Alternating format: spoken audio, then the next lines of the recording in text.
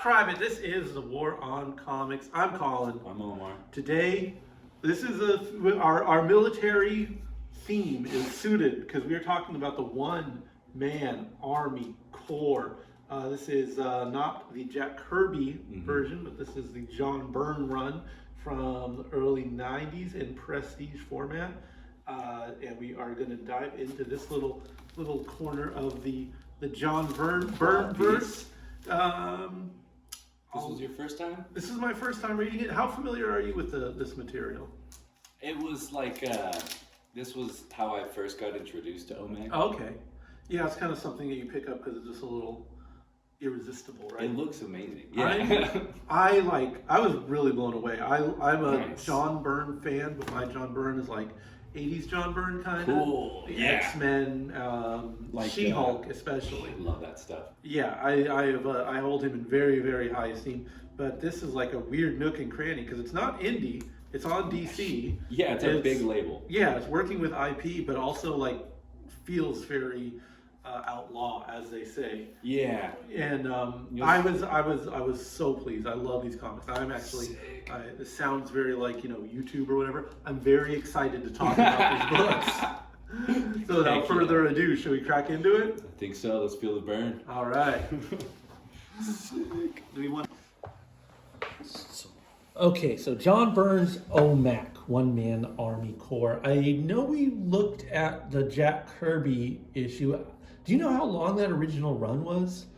Like less than 20 issues, I think. Okay. They had to move over to other stuff. Yeah, it was. I think we read the first issue together at some point, but I've never got deep into that series at all. So I basically, outside of that first issue, have no idea about the Omac lore.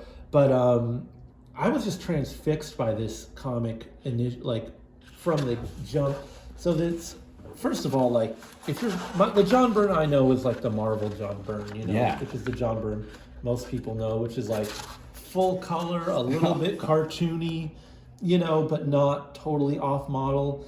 And the Omac I know is just Kirby's going crazy. Yeah. And so here's Byrne doing Kirby, and it is unlike either, Yeah. And what a way to open it. It just starts. Yeah, this is a great way to get into the comic. Yeah, and the lore is almost unnecessary because there's this thing, Brother Eye, that he gets blown up, he gets killed, and Brother Eye regenerates him, which seems, I would imagine the Jack Kirby stories. I can't think of Jack Kirby doing war stuff and not think about him kind of working through PTSD from his time in actually fighting on the front lines of WW2, actually fucking being out there. Yeah, socking up them, stabbing up them Nazis. The Nazis. Yeah. Anyways, to add to his legend. So whenever again, that's not John Byrne.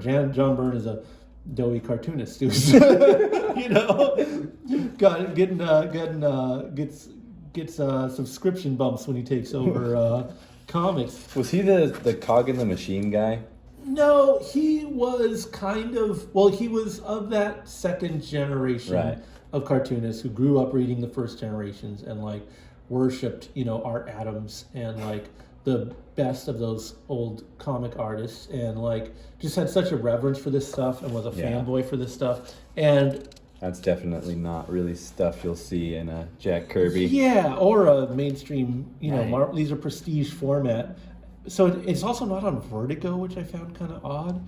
It's at such an odd time for DC, and I guess an odd time for John Byrne, where a lot of that kind of Silver Age Steranko worship was seen as such old hat once the Image stuff set in. And you could see Byrne here kind of struggling or experimenting, which is again, I adore John Byrne, and I just am such a fanboy that him, if it was someone whose maybe skills I didn't think were that impressive, or someone who hadn't proven himself previously, because his runs are long and they are good and they are impressive. Fantastic Four, She-Hulk, when he does long runs, they're really impressive. I just have, a lot of admiration for him as an artist.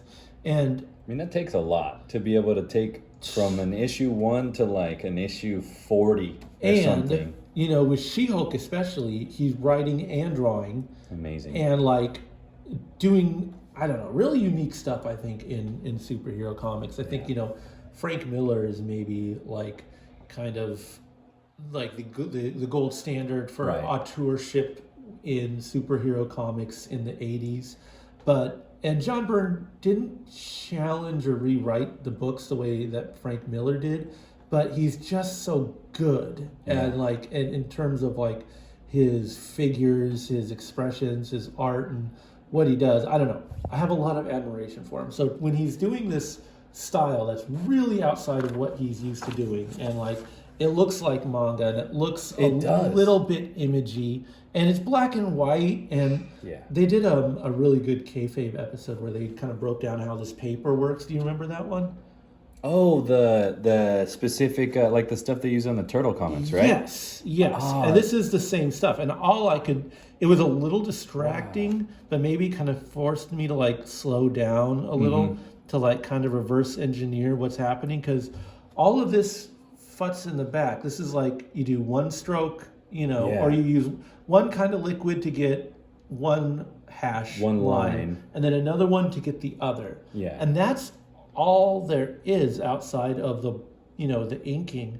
So like, I don't know, just to see him get these effects on the clouds is so awesome. And like the way these, you know, all of this stuff, because there's no inking here.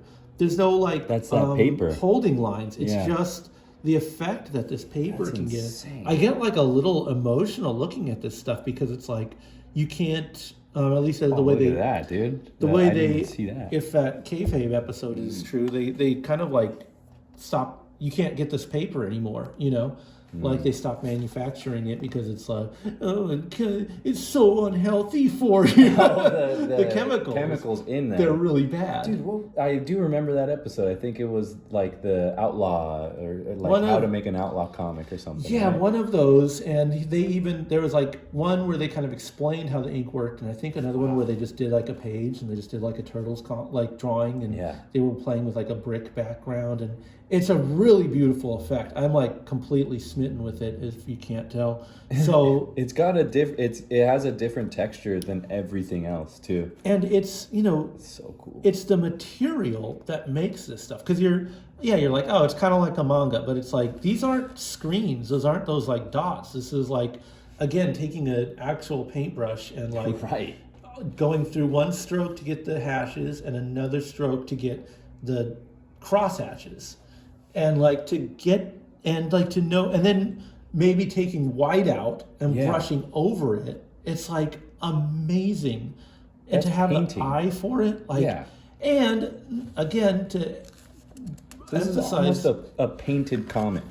Yeah, right? with this, again, this sort of like arcane paper that isn't in production anymore, and in the hands of someone who, you know, the Turtle guys, they sort of started with it, right? So it's like, they were the ones that set the tone for the outlaw kind of stuff. And so for this stuff, for Byrne to like be playing with ultimately like a new medium, you know, like this is, to me, very radical stuff. Look, you see it right there as well. Yeah, is he painting on? Is he drawing on the fucking? Well, paper? So it's blank paper. Whoa! It's white paper. So this is him blacking it all out.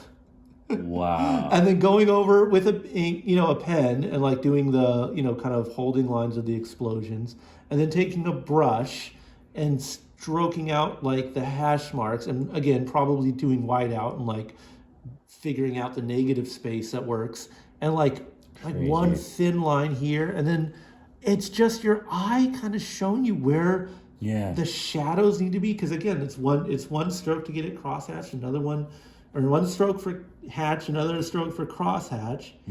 It's transfixing to see this. And my only experience with this paper is again from that YouTube video, you know, so I've never even actually used this stuff. I just kind of to see it analog. That's a very Kirby figure right there. Yeah, for sure. And it's this isn't like traditional John Byrne figuring either. Again, he's obviously trying to like kind of adapt to the 90s in a way, and like it's at least in the postscript again, because I'm not super familiar with the Omac lore or anything. Yeah. Again, you see like the background is like full cross hatched, but then like to do the highlights on his face. That's amazing. It's so incredible. Each one of these pages. Possibly, if I'm just speculating here, maybe he did like panel to panel, you know, because it might be easier to work with these small ones and then like assemble them later. I don't know all the ins and outs of it, but it's like has such a cool look to it. And I don't know, in a sense, when you can kind of figure, it's like it's just like a guidebook for all the tricks you can do. Because look at how black this smoke is, and then he just has those cross-hatched accents. And again, I'm guessing kind of blotches with the whiteout after to kind of like, it looks so good. It does. It's almost like, do you remember that Basil Wolverton, like the comics we were looking at? So he does this cross-hatching thing like around characters. Yeah. And that's it. So was this paper meant for that, like to speed up cross-hatching time? Presumably, or it's just you know, the technology that comes with, you know, like, and Cerebus has it all the time, all those screens, you know, but it's like, well, if in addition to the duotone, like, dots that you can put in for backgrounds to kind of flesh them out, like, another here's texture, another trick to do. And if it didn't look so goddamn good, you know, and like this is kind of jank right here, right? Yeah. Like that is kind of maybe not too clean, but it's sort of like, fuck it, I already put the strokes on, you know? Yeah, it gives it an effect. It's like, I wonder if he's trying to imply wind or dust, but I'm really, like, I didn't, that never registered in my brain. That's all I can think about. Dude, it's so, and like now I can't unsee it. Yeah. It sort of, it's like you said earlier, the manga of it all, they use a ton of textures, a ton of duotone. And they're on a super time crunch, so it's like you just need to have the back filled out and stuff. This seems like, it's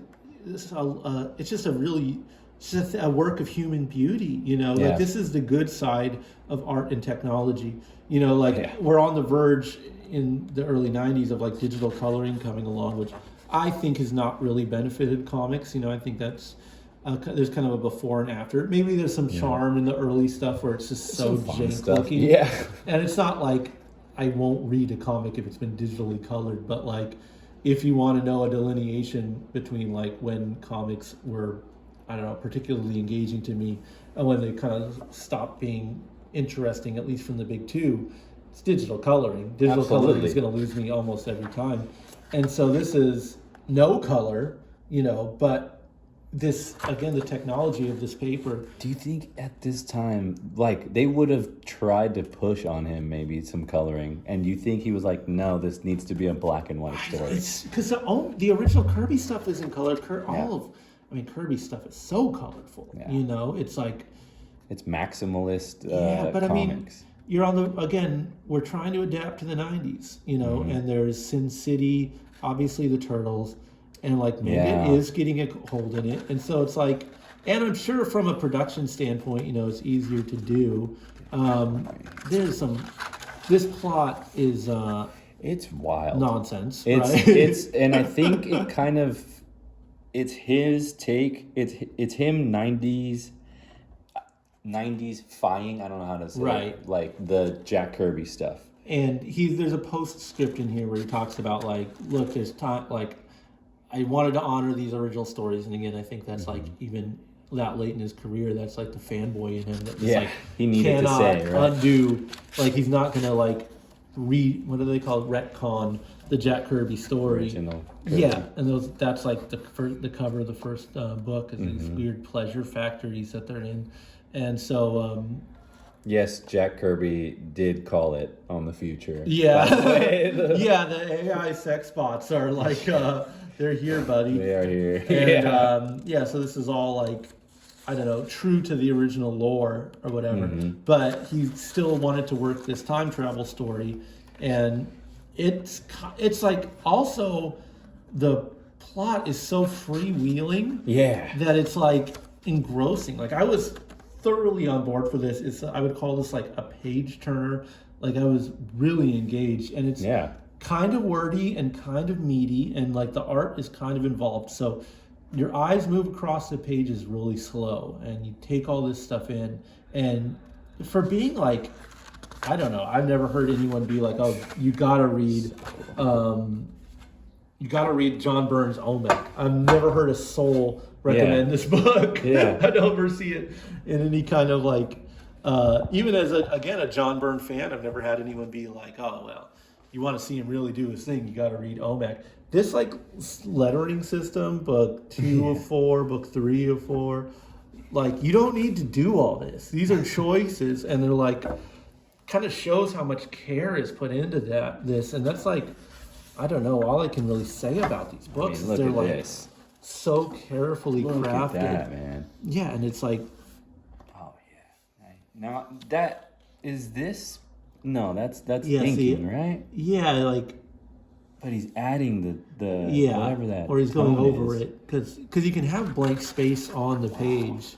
You know, you're kind of just doing this stuff to accent it. But obviously, if you want, you know, you can also just go ham and have it be like most of it. So they have Omac travel back in time, and they have him kill that guy and then go back in time. It gets very convoluted, very I think it's just really difficult to do a time skip story. It's that's just borderline incoherent, and that's kind of a testament to the craft of the comics that I was still like really into it. There's even like pretty confusing parts, like here's Buddy Blank goes back in time, gets his mind wiped. This cop like takes him in, introduces him to his daughter, and then skip ahead, and the cop is dead. Buddy Blank, his name, is like grown, living with this lady. I forget exactly how many years it skipped ahead, but he's like, I think it's like a 10-year time skip or something like that. Yeah, and it's like in a turn of a page with no like real exposition explaining it. And he's, he has these dreams of the nightmares. future. Yeah, like he remembers Omac, but he doesn't remember if it was it's just like a very scary dreams that he's having. We got this is some Liefeld hair here. I'm sorry. You weren't doing this shit in '85, brother. You weren't giving Reed Richards that due. the post Jonathan Taylor Thomas stuff. And man, freaky stuff here. They're in the pleasure. This is like so nasty. They're in this factory, and this is like proto rage room shit. Yeah, where you just get to take all your aggression out on these robots. And I think Byrne, again, half in his fanboy era, or half in his like level of fanboy, and half in maybe just like being kind of a good dude, or like having his like understanding like the nature of comics, which is kind of like, or at least of these kind of comics, which is sort of to convey like goodness and morality. Like, our hero Buddy Blank is kind of revulsed by this stuff. Those things look too lifelike for me. And then I think he starts getting woozy. Yeah, and there's this kind of like racial element, and our hero is like not with this guy, kind of talking smack on the coloreds, as is the parlance of their time. And that's kind of a nod to where Kirby's head is at. He was like always, any old Kirby comic, he'd be on the side of American ideals, right? Which is inclusion. A far off land. Contrary to what you may have heard recently, it's the old bring us your tired and weary and all that. So that like he's honoring Kirby's lore. He's honoring like the spirit of the comics of just kind of portraying these morality, and I just appreciated that. And here he's like, he's talking to this gal, he's getting along good, and then he finds out she's a robot. Again, a lot of you motherfuckers are on ChatGPT right now. Yeah. You're signing up for this You're shit. a few steps away from See the good guy? See how you're supposed to react? See how the moral compass is? He goes, this is fucked up. Yeah. I will not create the AI nudes of my favorite celebrities. That's creepy.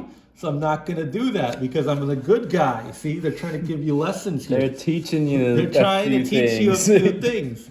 You're going to hang out with your real girlfriend. You know, Right. it's going to treat you nicely. But, you know, he's kind of horrified. You know, obviously it's the old gimmick of the dream not being over, you know. Yeah. And he pulls her head off. That's some Junji Ito shit right there. That is some terror. I was not expecting this panel. Yeah. And that I love this panel. It's Right. so fun. And yeah, friend. look at that. Again, just such a good use of negative space, you Yeah. know, like, oh my God, I lose my mind talking about this. One thing about John Byrne, he's going to stay horny. So all of this stuff is no shocker to me. He is such a fucking pervert. And it's like, That's fucking tracks for yeah, this like, generation. oh my God, I just like, I don't know, there's something about like the framework of, especially like the big two comics when they were bound by the Comics Code The Authority, codes, yeah. where they're just like, yeah, she has her mind controlled by this guy, and he makes her get in this slave outfit, and they chain her up, and she's tied up, and make sure to tell her that she's 13. This is a 13-year-old Yeah, that's put chained that up and in tied there. up and mind controlled. It's like, oh my God, you guys are freaks. Yeah, y'all are fucking So, weird. you know, Yeah. I don't want you to think that Byrne is, you know, that much of a, you know, goody two shoes here. Right. He's got a dark side to him. I think it always comes out in the libido area. In those zones. Yeah, I was gonna say. Yeah, if you you know, want to do some Zoomer purity testing on John Byrne's stuff, I don't think you're gonna like what you see. Anywho, so he finally gets a job with this guy, Mr. Big or whatever, and he spots him from a mile away. And yeah, this shit's gruesome, man. This stuff is some fucking- not what you normally see. He's not a gore hound, old John Byrne. You know, you're not going to see this shit in Alpha Flight by any means.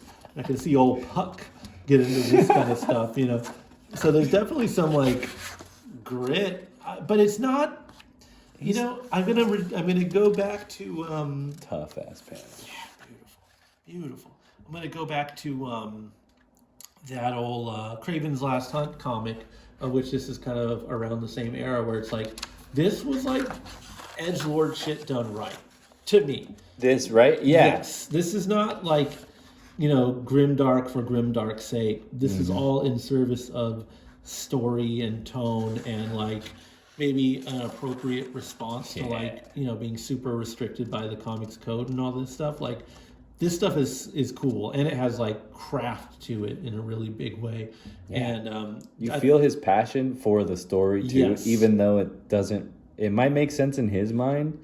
Like he's probably the last read I had on this was I was noticing that there's some tie-ins with the Omac, obviously the original. yeah. But there's some like little details here and there that I think he was trying to throw back Right. at the other Omac. This is a very. I keep talking about tough. Junji because it's like my only reference for manga, but like that's a Junji. No, panel, too. that's close. I mean, that looks like even. Yeah, I mean, once you get into its real figures and stuff, Textures I don't and know shit. about this, but this could easily be like a swirling vortex of Yeah. some deranged something or other right there. But Crazy.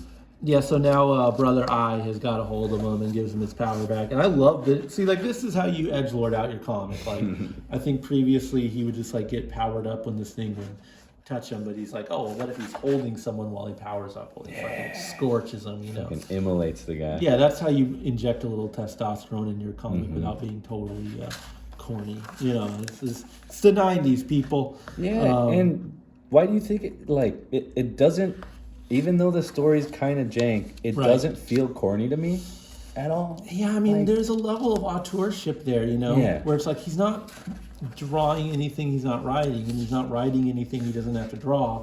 So Right, it's like damn.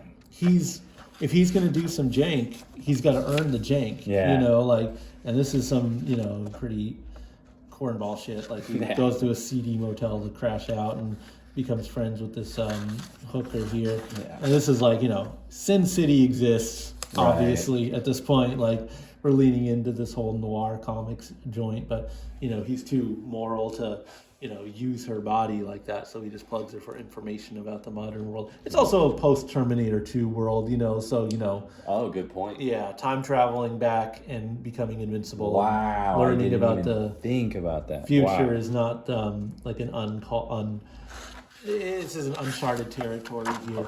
But, it's still nice that he learns from a sex worker here, to use the parlance of the times. This is, again, kind of a little bit jank. You're kind of running wild with that paper. That looks crazy, actually. Yeah. And the skin tone fluctuates like nuts with this gal, which is, of course, like a time-honored tradition in comics, is not knowing how to get women of color down exactly. Not that They go way too dark. Yeah, he's finding his footing. I think he gets to a place with her that's decent. But it's again, he's just experimenting with this format and this kind of paper that gives it these textures, and just fucking killing it, in my opinion. Kind of shredding with it, even with that. I mean, because I guess could this be like some uncharted territory here for DC? They're trying to squeeze some juice out of the image and. Well, I mean, they had the Vertigo line, right? But this is way too gritty for that. This is different. You gave your girlfriends your Sandman comics. No woman has read this. Was that Shade the Changing Man too on there? Do you remember that shit? Yes. Animal Man from Grant Morrison. I love that. You could give Animal Man to your girlfriend. I don't think you could give your girlfriend Omac. I don't think so. That's funny. No woman has read this comic.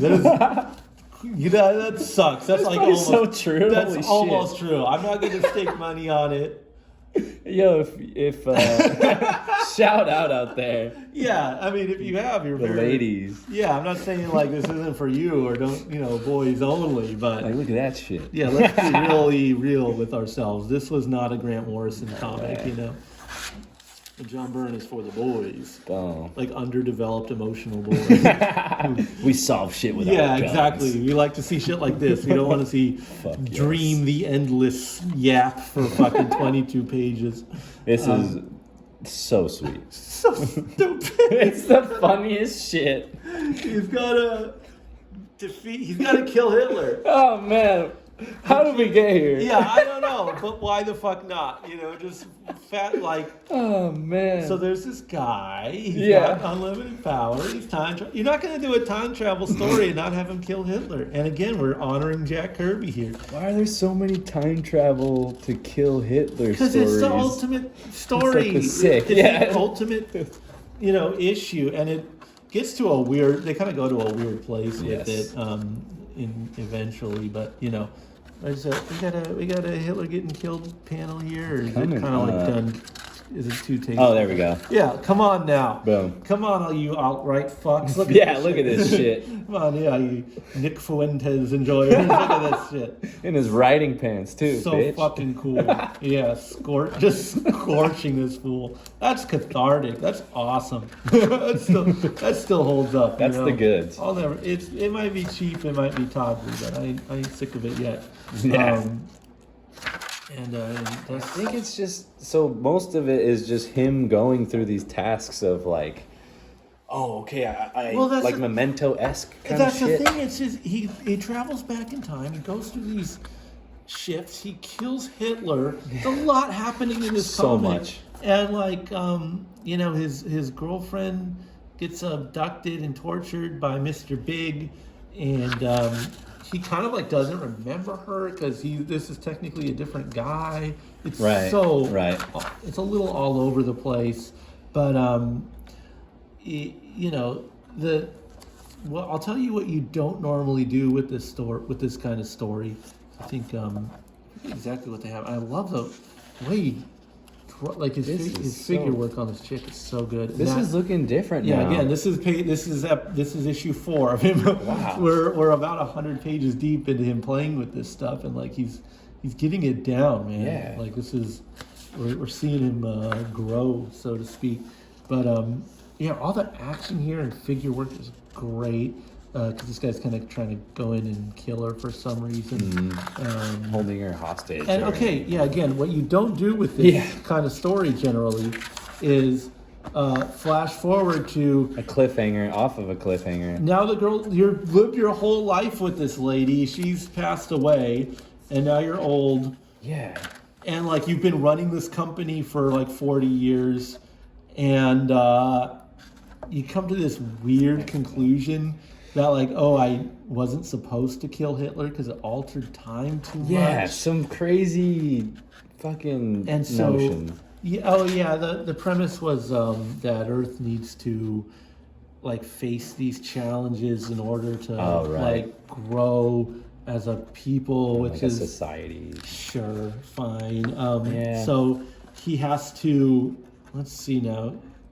The morals start falling off a little bit. So he goes back in, or no, he downloads his consciousness into the brother I, who, and this now we're going back to the actual original Jack Kirby Omac. Yeah. And that's why brother I is able to find him, because he's like guiding him with all the awareness that that the real Omac had, or this one timeline's Omac, and then he's able to imbue, what do you call it, the new buddy blank. It's time stuff, travel stuff, man. Yeah, it starts to kind of, like you start seeing the loop that he's trying to make. Yes, because he's got to go forward and now kill that guy or whatever, and it's like, all right. Yeah, I did like this back matter, actually. Yeah, he's kind of laying out what his goal was, which was, to not just undo the original story and not just like pretend it didn't happen, but like figure out a way to make all that lore stick while also just doing the kind of story that he likes, which I don't really like. The time travel stuff, and it's like, fair enough, man. I think mission accomplished. I think he made a great comic to appreciate, for sure. This is like, I mean, comparatively to the Image stuff that was coming out, like, this had style, this had some substance, and it was totally different, I think, still from that stuff. Well, I mean, a lot of it is just word count, man. Like actually doing, which is a very kind of like Silver Age fanboy deal, where you're just like, putting a lot of dialogue, just putting a lot of words on the page, you know? And it's like, that's going to make for a slower paced comic. You can't just do a bunch of splash panels and punch out scenes, and, you can't say it isn't art forward. I would say the art is the main attraction of this rather than the story, but you're still putting the bones on the story, the structure. Whereas, Wildcats or any of those, it's just like nonsense. It's true fucking nonsense. This is a convoluted story that isn't that amazing on its own, but it's a story. It's a story, yeah. And some work was done, and it's a kind of also like a bit more of a high wire act on account of you have to deal with previous creators' work. You have to take into account the lore of Omac and what Jack Kirby did. Whereas Spawn is like you owe no one anything with Spawn. You can make whatever you want. Yeah. So. Overall, I don't know, man. I was just really riveted with this. This is the kind of comic that I just love, which is well crafted and a little too comic booky for the artsy crowd, and maybe a little too artsy for like Funko Pop people. For sure, like the type of I mean, this era's comic book nerd is someone that I'm not sure would find the appreciation in this of like the artistry of it. Yes. Because I think that, dude, I didn't and it's on the covers too. It's just like the craftsmanship is lost on some people of like, even like in comics. Yeah. I just.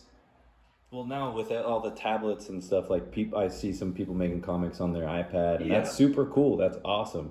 but he had to do this on a time crunch with paper that was probably hell of expensive. Yes. He probably had to just make decisions to make the comic work, and also just like on the botched portions, probably just had to say, fuck it, that's how it looks. And it's, it's ultimately, we're talking about like mixed media, which is like a crazy jump for all in analog. And it's a dumb superhero comic. It's a strong guy shooting Hitler comic. Like it's not dealing with like heady concepts. There's nothing cool about it. It's but it's also, that's what makes it so cool, is that it's like, produced for just like for enjoyment, absolutely, for action, for white knuckle ballsiness, still while maintaining a moral center, while maintaining an artistic reverence for the creator, without tying in like Batman's not showing up at any point. He's not. It's not. Using the rest of the DC universe as a crux by any means, right? Even though it's technically at his disposal. Like, I don't know. There's a lot of really smart choices, and again, I mean, I've already like fawned over John Byrne enough. Like, I will. I'm already like a ride or die for the guy or whatever. But I guess that says a lot, that I'm a big John Byrne fan, and I've never seen this comic before. So that's wild. Yeah. This was recommended to me as a kid. Interesting. When we were, when I went to Lincoln Middle School back here, and this was at our library. That's so weird. And I think it was like this one. Yeah. And I would say it's the darkest one, maybe. Yeah. But you got those. I remember being like a middle school kid, and you got like a little glimpse of side titty. Oh, dude. Life was good. Oh, it was nice. Life was good. That must have been some thumbed through, dude. That was photocopied matter right there. So we all got our like 5 cents, and we copied some papers out of here. This and mind you, I had no idea about Jack Kirby. I had no idea. I was still so green to comics. And this was one of the first that were like my more for mature readers and all that kind of stuff. And that's what a good comic can do, is it can speak to a kid and it can speak to an adult. Maybe not. I mean, kid is a little, I don't know if, I mean, some of the stuff definitely went over my head. But a middle schooler, I mean, I don't know. I was reading Crumb in middle school. Like, true, I was reading the Fantagraphics because I wasn't getting it all, but like there was still enough there to kind of like grab me, Yeah. And I just think if you're a lover of the medium, that a good comic will just hit you at any age. So. Yeah, I don't know why this one was obscured to me, but I'm really happy I read it. It was like a very it was a very intense experience reading it. I'm stoked I really brought it to the table. I almost didn't. No. This was you hit your mark, brother. Hell yeah! All right. So you think the battle's over on this one? Oh yeah, no. The one-man Army Corps. He's closed the time loop. He's John Connor. He's Sarah Connor. He's all the Connors, and Cyberdyne is no more. Rest in peace. Rest in peace, man. Send him out. Send him off. Oh yeah. At ease.